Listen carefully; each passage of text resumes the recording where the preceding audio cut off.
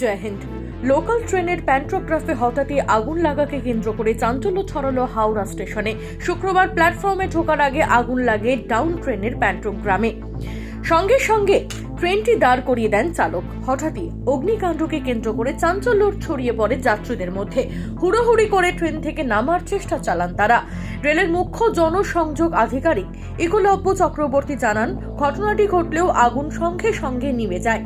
এতে ট্রেন চলাচলে কোনো প্রভাব পড়েনি।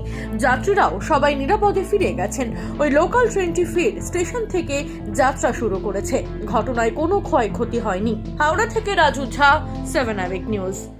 জেলার খবরের বিভিন্ন আপডেট পেতে লাইক করে সাবস্ক্রাইব করুন 7 আবেগ নিউজ। বেল আইকন প্রেস করতে ভুলবেন না। জয় হিন্দ।